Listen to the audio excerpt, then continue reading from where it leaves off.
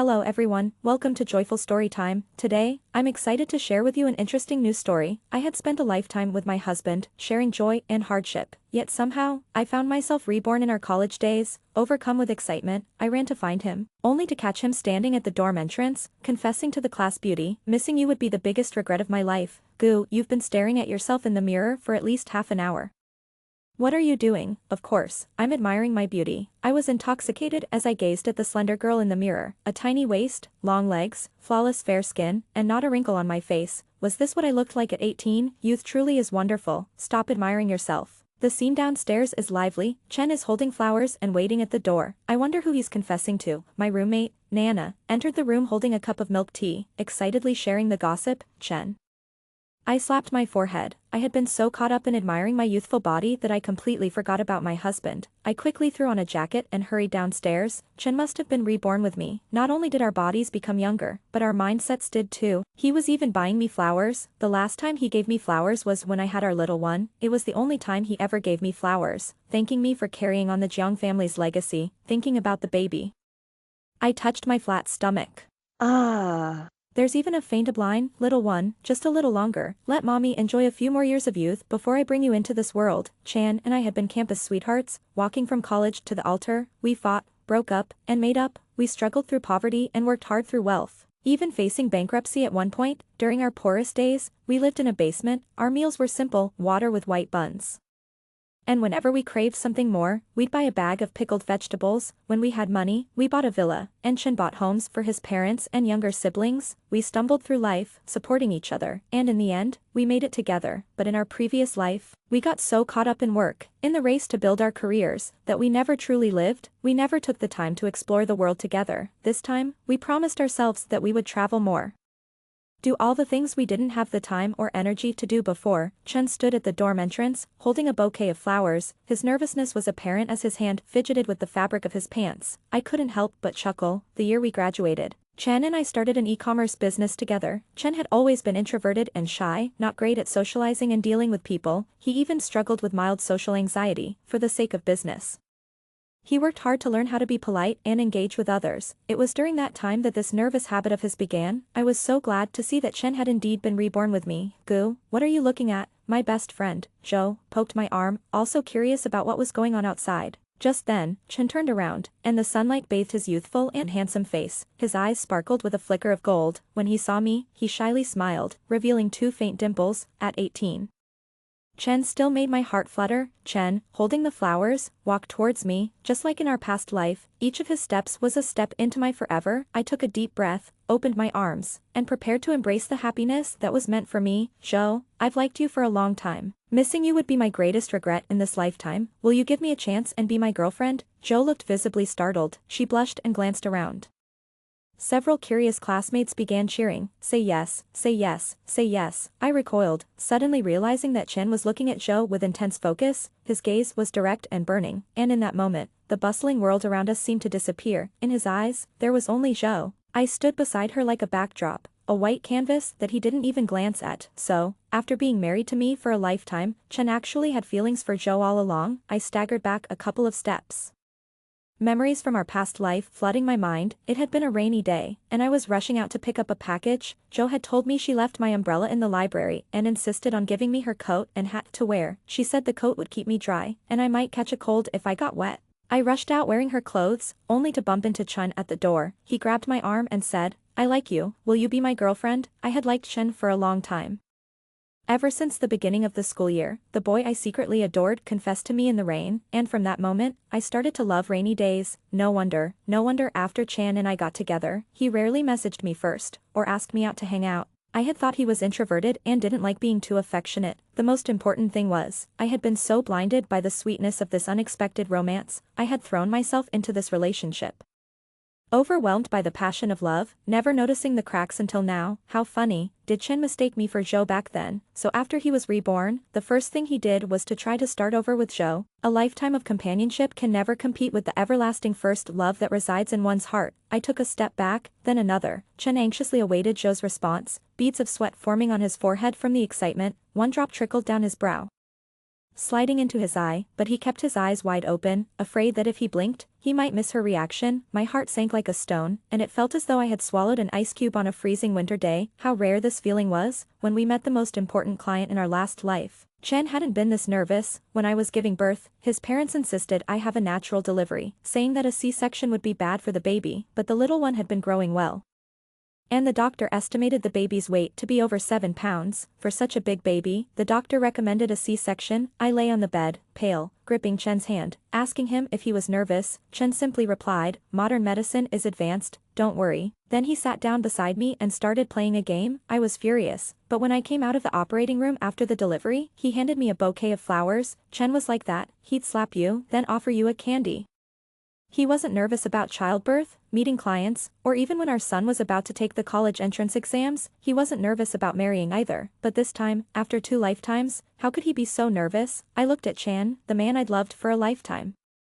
His face mirrored the image in my memories, and at that moment, it shattered the dream I'd held for so long. Let's be together, let's be together, let's be together. The world around me buzzed and swirled, the sounds coming and going, and the figure before me seemed to overlap, creating a dizzying effect. I pinched the palm of my hand, realizing I might be overheating. I'll think about it. Joe, flustered by the crowd's teasing, glanced around and then gave me a pleading look. At that moment, Chen finally noticed me. He rushed toward me, holding the flowers tightly, and then grabbed my arm. "Gu, thank goodness you're here. You're the closest to Zhou. Please help me talk to her. I've liked her for so many years. I promise I'll treat her well from now on. I'm begging you, help me." The brilliant evening glow cast a soft golden light over Chen. As I looked at his half-lit figure against the setting sun, my memories took me back to the year we started our business. We'd finished work late into the night, and by the time we were done, buses and subways had stopped running. We couldn't afford a taxi. The place we lived was far from the office. $30 was enough for 2 of us to live on for a day. The winter night was so cold that even our toes felt numb. But as I walked along the street with Chen, my heart was light with happiness. Though life was tough, I wasn't alone. The person I loved was right there with me, and the future seemed bright. Chen, for once, took the initiative to hold my hand. He thanked me for staying by his side despite the hardships, and promised he would give me a better life. He told me he loved me, that liar. "This is our matter. Why are you making it difficult for Gu?" Zhou's clear voice cut through the air as she stepped forward and linked arms with me, raising her chin at Chen with composure. "I still need to think about it. You should go home. Let's go, Gu, let's eat." With that, Zhou pulled me, who was lost in thought, away, leaving Chen just as disoriented. "Back to your senses." Zhou waved her hand in front of me. "If you don't eat your noodles soon, they'll burn. You're looking all pensive. What's wrong with you?" I bit my chopsticks, my heart filled with mixed emotions. "Don't you accept Chan?" I asked carefully, then felt how ridiculous the question was. In this second life, when I returned to my college days, Chan and I were both free. Legally speaking, he owed me nothing. The promises of our past life were just that, of the past. Now, we weren't married, nor were we a couple. He did, after all, have the right to pursue his own happiness. Hey, just because he says something, should I agree to it? What does that make me? Men, you know, they only start to cherish you when they can't have you. Let him stew for a couple of days, and see how he behaves, Zhou said indifferently, unbothered. She had plenty of guys chasing her, and though Chen was handsome, he wasn't an extraordinary heartthrob. I sipped the soup and tried to suppress the bitterness in my heart, but couldn't help feeling a bit envious of Zhou. Zhou came from a wealthy family. Her father owned a company, and her mother worked as a government official. Unlike Chan and me, who came from rural backgrounds, Zhou had the confidence and pride that only city kids seem to have. The things I had always yearned for but never could obtain were, to others, as easy to find as anything. Chan didn't let Zhou's rejection break him. After all, having lived through one life already, his resilience had grown much stronger. He started showing up daily under our dormitory building, constantly sending Zhou an assortment of gifts, flowers, milk tea, snacks, and fried chicken. Our dorm mates, being human after all, couldn't resist making light-hearted jokes at Zhou's expense, from feeling heartbroken and sad at first to becoming angry and bitter. My emotions settled surprisingly quickly over the course of just a few days. Chen didn't even think about the fact that I too had been reborn. The way he looked at me was as if I were a stranger, and to avoid any potential misunderstandings with Zhou, he even went so far as to block me. 60 years of being inseparable, without love, was there really no familial bond between us? That's when it hit me just how deeply I had misunderstood everything. I had loved Chen for an entire lifetime, yet it seemed he had simply endured mine. We had gotten together when we were young. Due to a misunderstanding, he was too shy to ever bring up breaking up. Later, when I helped him so much, paying for my own wedding's dowry from my own pocket, He felt guilty but still couldn't find the courage to speak up. To me, our long life together felt like a beautiful fairy tale, but for Chan, it had become a suffocating cage. He didn't love me, yet he couldn't live without me.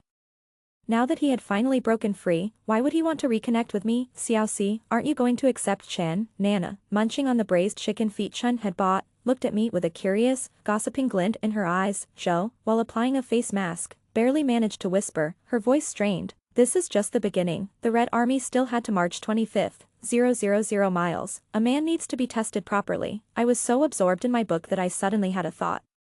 Where was Chen getting all this money? Hold on, then it hit me. Our class had a special scholarship, worth 10,000 yuan, awarded every year, and I had given that spot to Chen. Coming from similarly poor rural families, my grades were always better than Chen's. And my family's situation was worse. My advisor had even told me that I was the perfect candidate for the scholarship, but I had chosen to give it to Chen, while I worked part-time to cover my living expenses. Now, I wanted to slap myself silly. The scholarship had just been awarded, so wasn't Chen supposed to have money now? And yet, he was spending it all to win Zhou's heart. Fuming, I grabbed the chicken feet from Nana. I want some too. Nana looked startled. What's wrong? Hungry? Go ahead, eat. By the way, Gu, have you heard about the new alumni scholarship? I slapped my thigh. How could I have forgotten? We had a senior, Ning, who had graduated 2 years ago and made a fortune in business.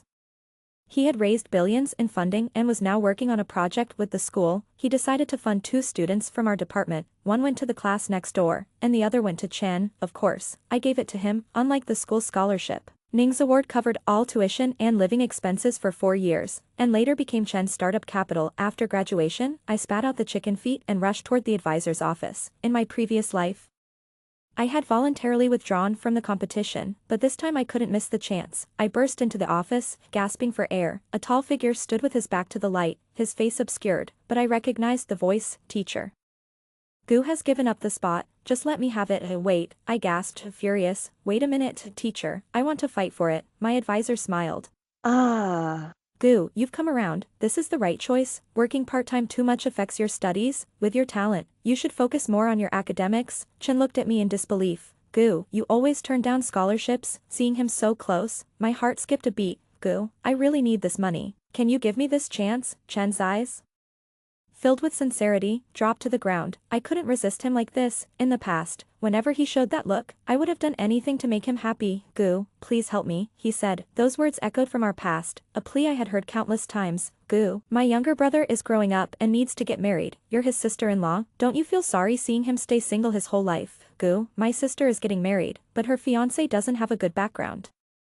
If we buy her a house, she can stand firm in her new home. Gu, our parents are getting older. I want them to move in with us so we can take better care of them. In the repeated Gu, you're the best, I found myself continually giving in, constantly compromising. As a result, I became the one in the Gu family with the worst health. The relentless pressure of work, my constant striving, took a toll. I ended up with stomach issues, a herniated disc, cervical spondylosis, shoulder periarthritis.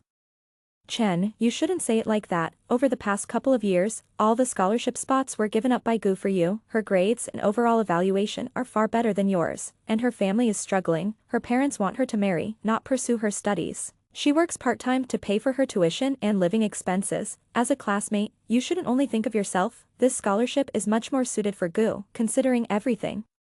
The counselor shot me a disappointed look, trying to stop me with a fierce stare. Last time, Chan and I had our wedding in his rural hometown. The counselor took a day-long train ride just to give me a big red envelope. On the wedding day, she held my hand, her eyes red, and said, Gu, you need to learn to love yourself. In this lifetime, it wasn't until this moment that I truly understood the meaning of those words. In my past life, Chen was the brightest light in my dim world.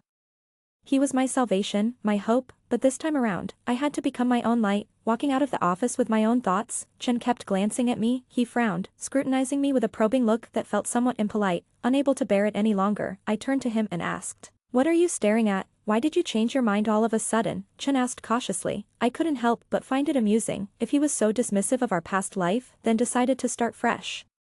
There was no reason for me to keep letting him push me around. Because I'm poor, Chen blinked, looking confused. I never complained about my struggles in front of him. No matter the situation, I would smile and say I was fine, that everything was okay. Clearly, my behavior now was like a completely different person from the one before. Little Bao, you're here. Where's Little Bao? I looked around, locking eyes with Chen, and sure enough, he had that look. Gu, you've also been reborn.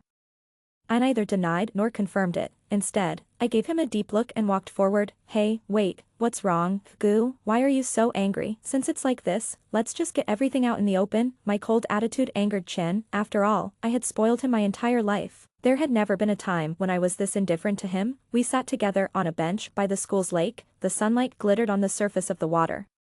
Like a thin layer of gold foil was scattered across it. The scenery was beautiful, but I had no interest in appreciating it. Because Chen had said, in the previous life, the happiness we shared was stolen by me. I've tolerated you for a lifetime and paid for my own mistakes. What's wrong with pursuing the person I love this time? Chen was visibly agitated. He straightened his neck and glared at me, as if I were the source of all his misfortunes.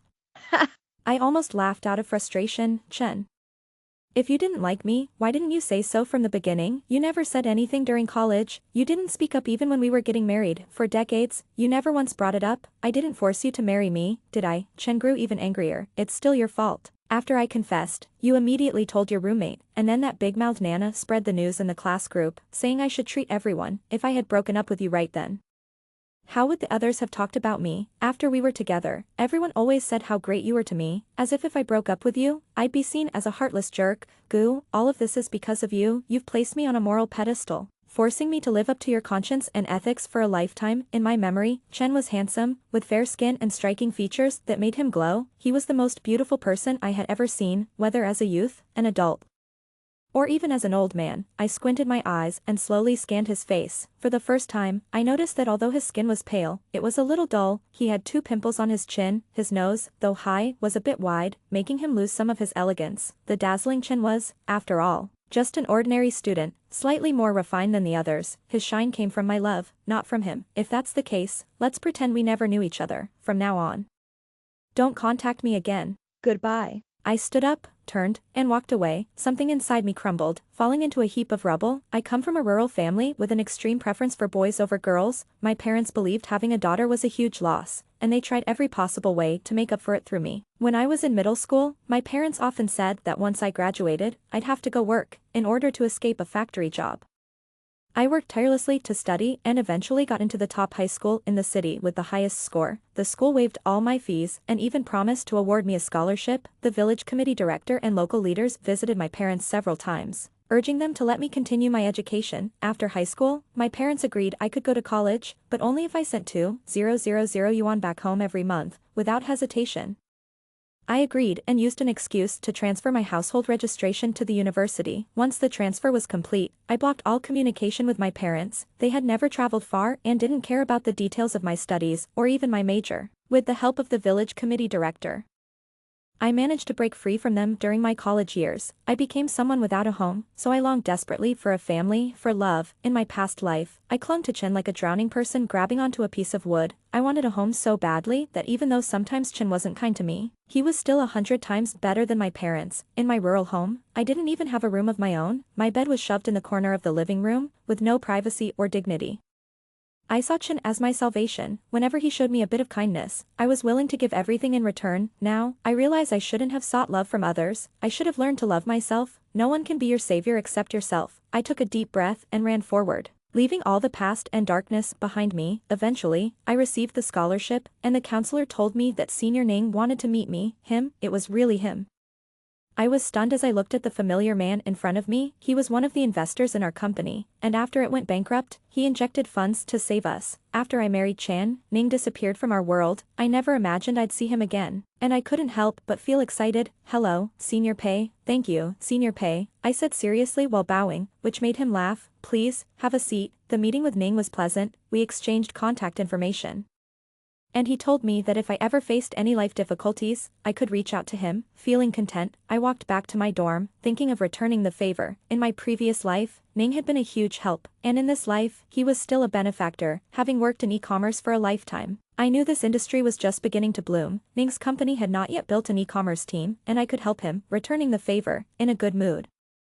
I generously bought a bag of fruit and snacks to share with my roommates. When I returned to the dorm, I found 2 large bags of KFC on Joe's desk. Upon seeing me, she generously handed me a burger and 2 egg tarts. Here, you haven't had lunch, right? Eat while it's hot. Nana gave me a sly smile. Hurry up and eat. it's a happy burger. I blinked, confused. What's a happy burger? Oh, Xiaoxi and Chun are together now, Nana teased. Zhou rolled her eyes at Nana playfully. Come on, eat up.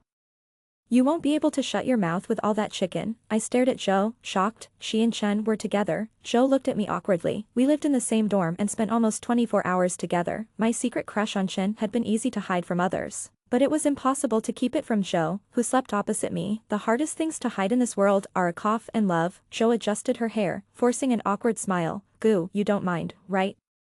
I gave her a very sincere smile. What are you talking about? Of course, I don't mind. We're friends. Everything else is unimportant. The past is dark and unworthy of pursuit. The future is bright and full of possibilities. Chen is just a past chapter now. I'm only focused on studying and working hard to earn money. Dinner was shared with my past. Chen invited everyone in our dorm for hot pot. At the table, he was attentive to Zhou, pulling out her chair, pouring her water, peeling shrimp. Zhou was a bit touched, but also awkward. She kept glancing at me, worried I would be upset, but I just buried my head in my bowl, focused on the hot pot ingredients. Back when Chan and I were together, we were both poor students. I was reluctant to let him spend his money, so our dates were always quick meals like spicy hot pot or fast food. We'd split the bill every time, and it was rare for him to treat me. I must eat more, preferably enough to make up for the debts from my previous life. I used to believe that true feelings could be exchanged for true feelings, but now I realize that you can't trade a human heart for a dog's heart. When we paid for dinner, Chen handed over more than 500 yuan. Normally, that would be his living expenses for nearly half a month. In our later years, we lived comfortably, and he was used to spending generously. It would be hard for him to change that. I wonder what he'll do when he realizes that making money isn't as easy as it used to be. Everyone thinks that being reborn means you've unlocked the key to wealth, but we're just sophomores now, and if we searched both of our pockets, we wouldn't even find 1,000 yuan. We could trade stocks, and I remember a few top-performing stocks that had multiplied by dozens of times, but in the short term, there hasn't been much change. Buying a house, that's even further out of reach. We don't even have enough for meals, so where would we get the money to buy a house? Chen's family situation is similar to mine, except he's a boy and the eldest son. His parents spent all their money on him, so he's in a better position than I am. I started spending every day in the library, working hard on a plan. Ning owns a small smart appliance company, which is currently only sold in major malls. As a seasoned e-commerce person, I know that time equals opportunity. The sooner we enter this market, the bigger the piece of the pie we can take. In my previous life, when Chan and I ran a company, I was in charge of operations and sales, while he handled customer service and factory relations. So, planning came naturally to me. After just a few days, I had finished a thick proposal. Did you do this? Ning sat back in his chair, flipping through the pages of my plan. I couldn't help but feel nervous as I stared at his handsome face. In my previous life, although I worked hard and achieved some success, I was just a little better off than the average person.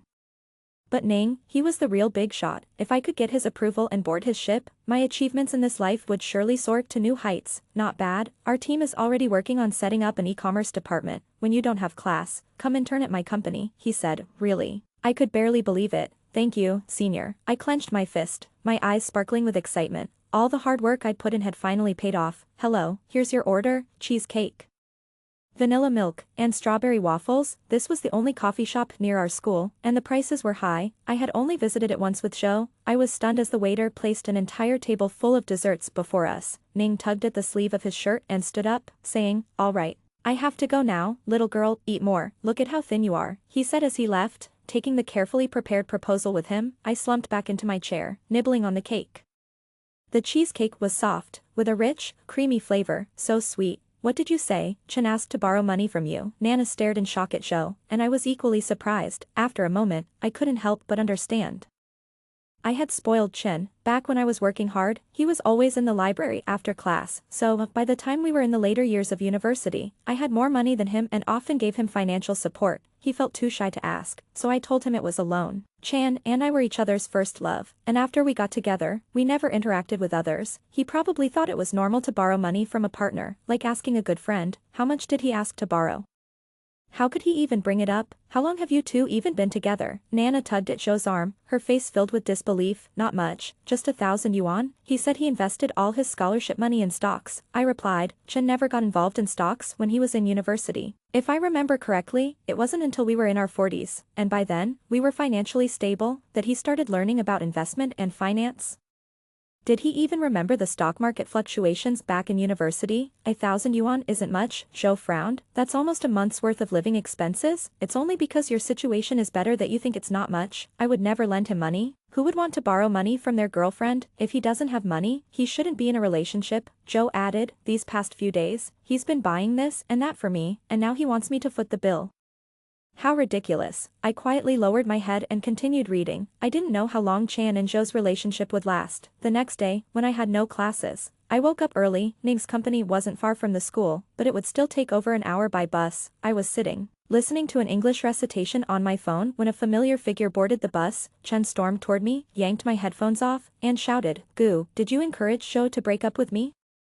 What was wrong with him? I snatched my headphones back and rolled my eyes. Chen, can you get a little further from me? Running into you so early in the morning is my bad luck. His beautiful eyes were practically spitting fire. I thought we made things clear that day. I've always liked Zhou. We were just a misunderstanding before. Can't you stop being so petty and ruining our relationship? Are you that narcissistic? I retorted. Who cares about ruining your relationship?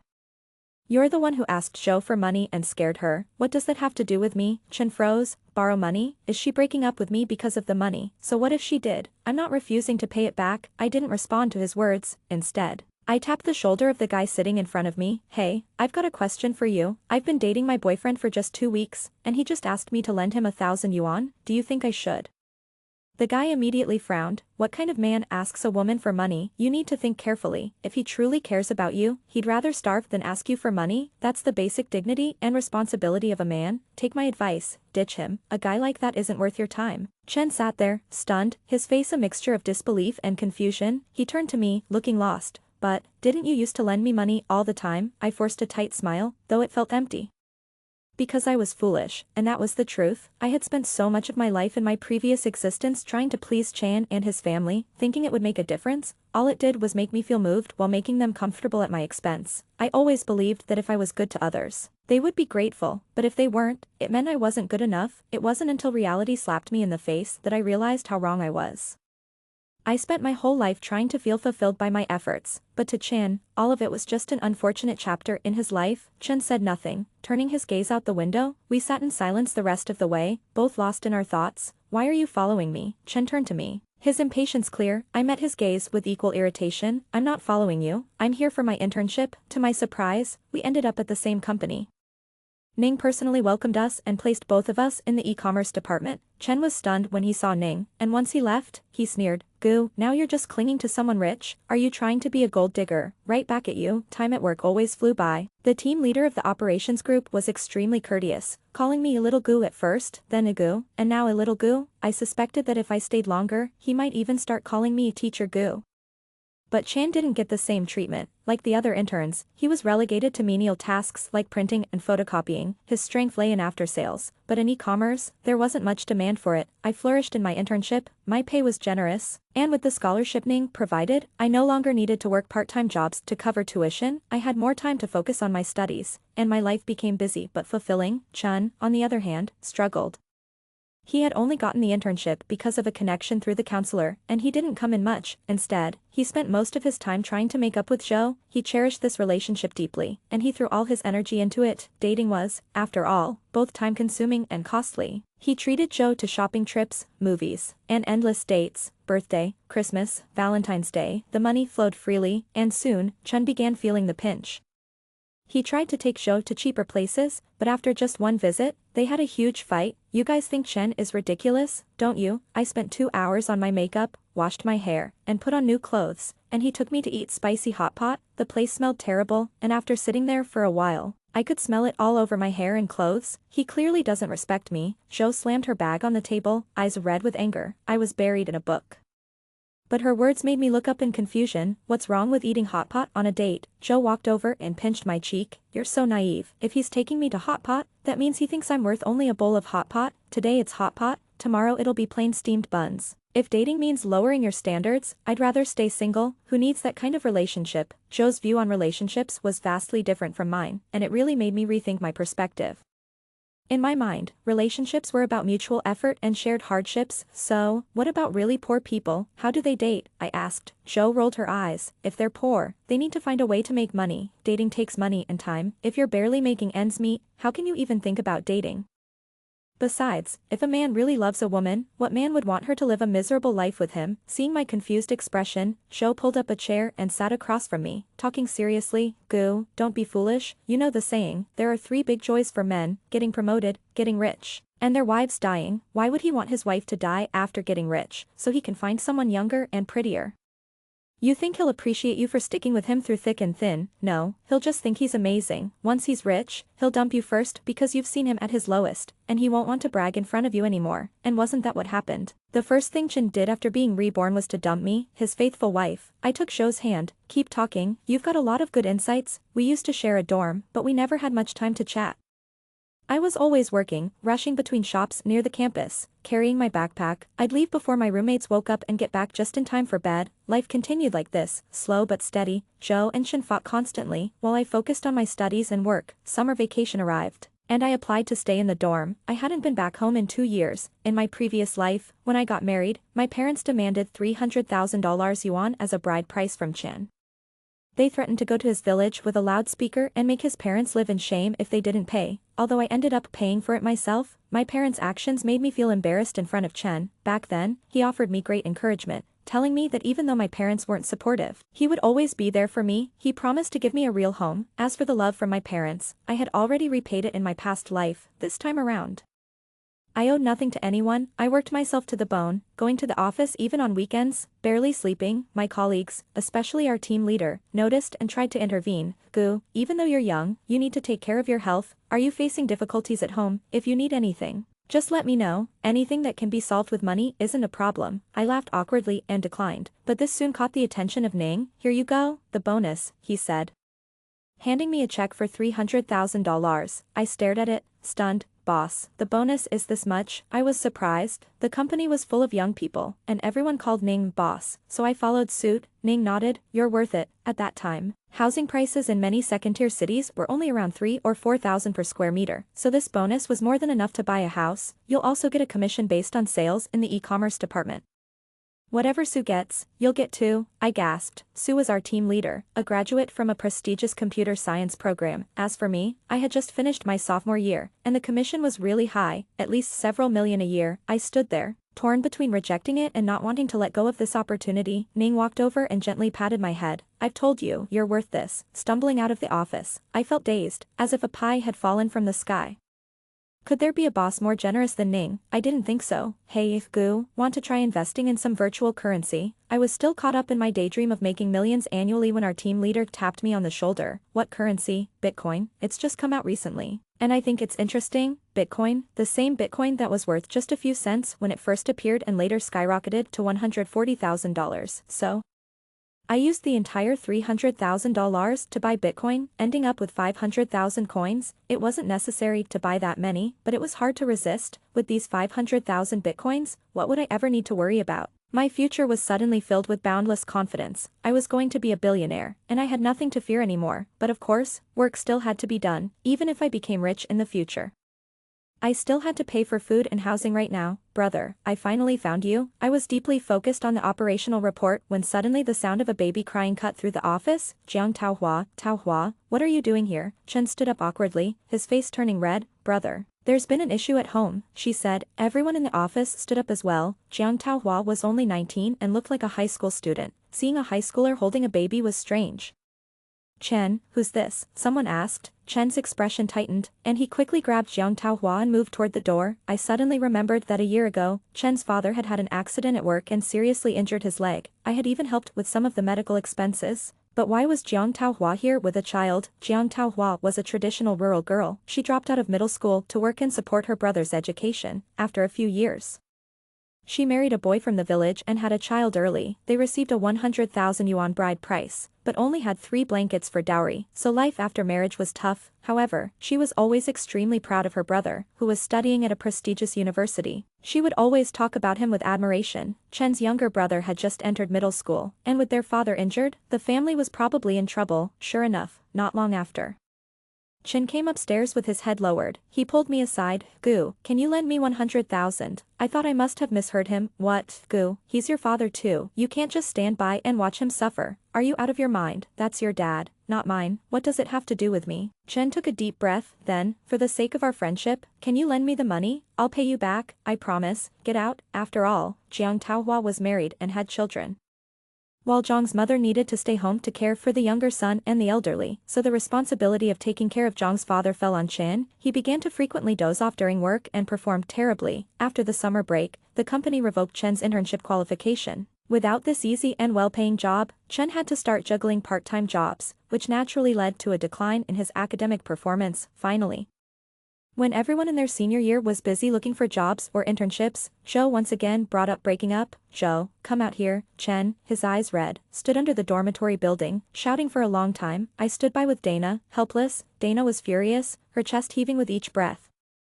Chen is insane. After breaking up, he's still clinging on like this. How many days has he been shouting already? I looked at Chen with disdain. In this new life, he'd let himself fall into such a mess. His work was a failure, his studies were a failure, and naturally, his love life was a failure too. I always thought that being reborn meant having a golden finger, that the future would be full of opportunities, but without hard work, where would the future come from? It's like studying. Those who don't try can repeat high school 10 times and still won't get into a good college. Life is the same. Rebirth just means understanding the general trends of the era and having more opportunities than ordinary people. It doesn't mean a permanent solution. Even if one wants to make money from real estate, they still have to earn their first pot of gold. However, Chen was always a laid-back person. In his previous life, I had to drag him forward, and that often led to arguments between us. He liked fishing, drawing, and drinking tea. He believed money was endless and life should have poetry and romance. As for me, I always wanted to stand higher, look farther, and see those views I had never seen before. I'm so angry, Zhou fumed. Unable to eat her meal. You don't know how ridiculous Chen is. He kept saying we should get married as soon as we graduate. He even said that after marriage, we should work hard to buy a house here and bring his parents to live with us. His sister is even worse. When she came over, I treated her to a meal. The whole time, she was telling me that I should give birth to more sons for their family and take care of his parents after we're married. Do they have a throne to inherit, giving birth to sons? Ugh. People with poor conditions can fight for success, but family traditions can't be changed. If I don't run now, am I supposed to be their servant?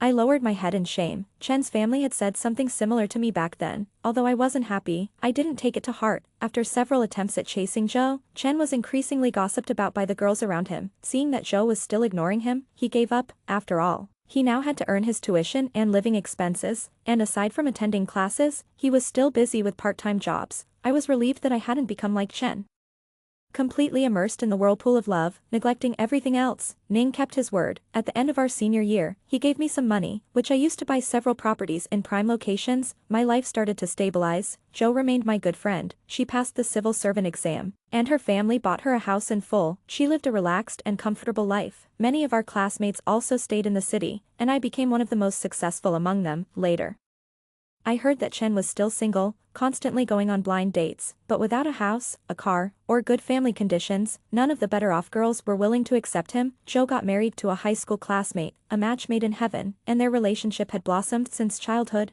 After attending the wedding, I walked out of the hotel and ran into Chen at the door. He looked somewhat haggard, with stubble on his pale chin. Gu, are you laughing at me in your heart? He asked.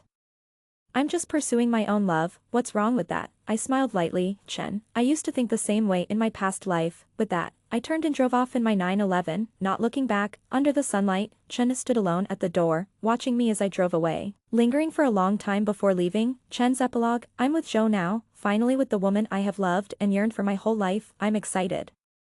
I feel like heaven gave me a second chance in this life to make up for the regret. It's not that Gu is bad. There's probably no woman in this world more virtuous and generous than her, but being with her, it was just too exhausting. When I was accepted into college, the village chief led the whole village to send me off with gongs and drums. I was the pride of the entire village, but after being with Gu, she overshadowed me in everything. Her studies were better than mine. Her work was better than mine, everything was better than mine. We even started a company together, and every time I went to inspect goods or negotiate business, people would say I had married a good wife. They would talk about how excellent, hardworking, and capable Gu was. How ridiculous. Clearly, I'm excellent too, but they made it seem like I was living off her. I started to grow increasingly frustrated with Gu. She was like a battery, always full of energy, organizing the company, the kids, And me, she would urge me to do business, to achieve performance, and even in company meetings, she would harshly point out that my department hadn't met its targets for the quarter. She was the same with the kids, grabbing their grades, making them play the piano, shoot basketball. Like they were preparing for a decathlon. Being her son was miserable. Women should be gentle, cute, pure, and kind, like Joe, who could pout, dress up, and call me brother sweetly.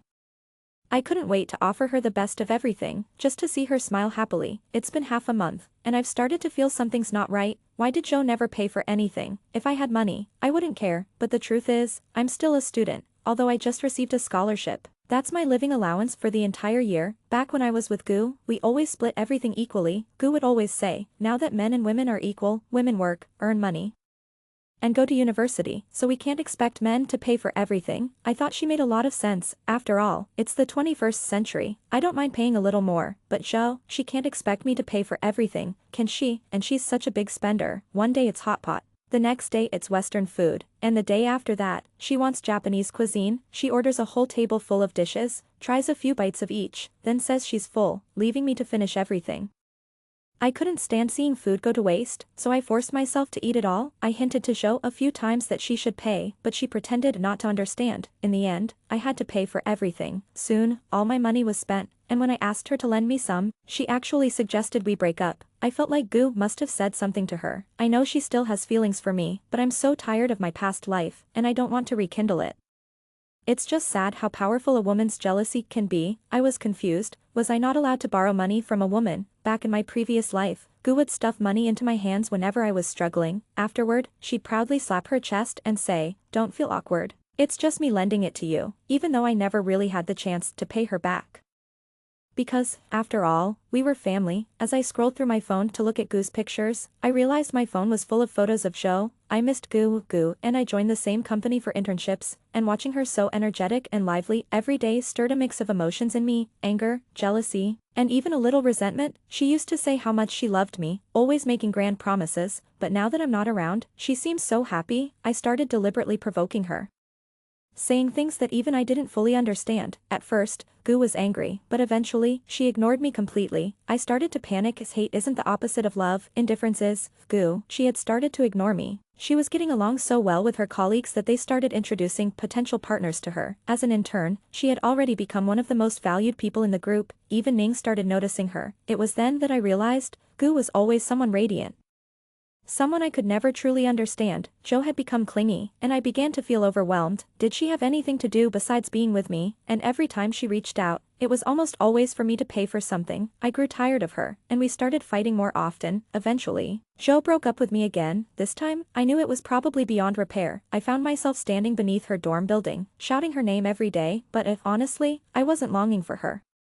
I had already given up Gu to be with her, and if I couldn't end up with Joe, I'd be the biggest joke of my life. To be with Joe, I had given up my studies, my internship, and Gu. I started to feel lost. Why, with the chance to live again, was I not living better than in my past life? I lost all the money I invested in the stock market. Those high-performing stocks I once dreamed would make me rich only left me with losses now, though they would undoubtedly turn a profit in the future.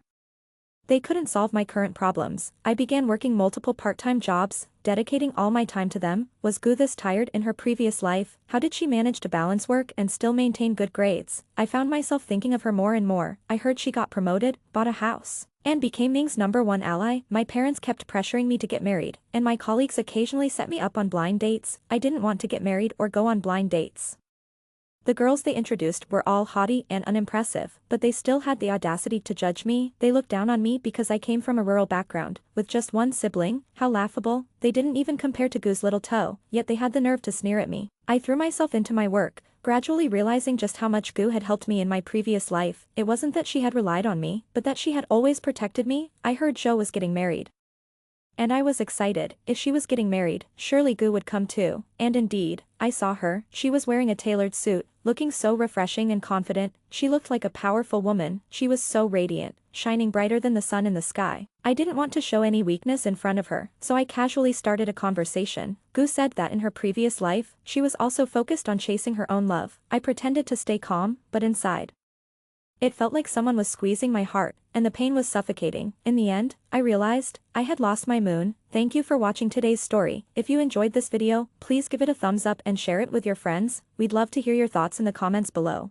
So feel free to share your opinions, and don't forget to subscribe to our channel for more great stories. We'll see you in the next video.